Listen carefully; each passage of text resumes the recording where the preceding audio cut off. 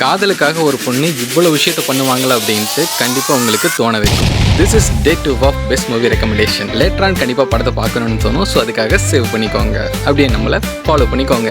சின்ன வயசுலேருந்து 2 பேரும் ஒன்றா பழகி ஒரே ஊரில் வசிச்சுட்டு இருக்காங்க. 2 பேரும் வெவ்வேறு சமூகத்தை சேர்ந்தவங்க.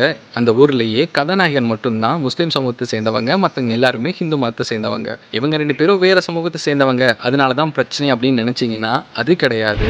அதுக்கு முன்னாடி இவங்களோட காதல் எப்படி இருக்குது அப்படின்ட்டா, கதாநாயகிக்கு பிடிச்ச குடலை கொண்டு வந்து கொடுக்குறதா இருக்கட்டும், கதாநாயகி குளிச்ச சோப்புலேயே தான் குளிக்கிறதா இருக்கட்டும் அப்படின்ட்டு காதல் சூப்பராக போய்கிட்டு இருக்கும்போது ஒரு கட்டத்துக்கு மேலே ஹீரோயினோட அப்பாவை ஹீரோ கொண்டுடுறாரு. ஆனாலும் ஹீரோயின் இன்னுமே ஹீரோக்கு தான் சப்போர்ட் பண்ணிக்கிட்டு இருக்காங்க. கொஞ்சம் ஆச்சரியமா இருக்குல்ல?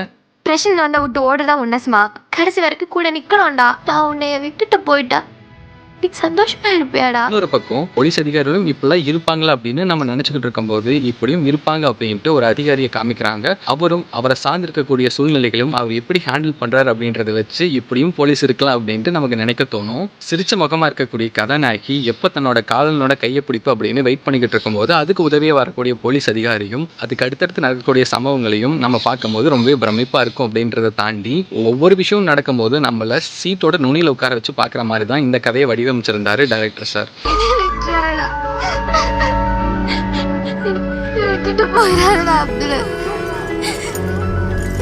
கண்டிப்பாக இந்த படம் உங்களுக்கு பிடிச்சிருக்கும். இந்த படத்தோட பேர் உங்களுக்கு தெரிஞ்சதுன்னா மறக்காம கமெண்ட் செக்ஷனில் சொல்லிடுங்க.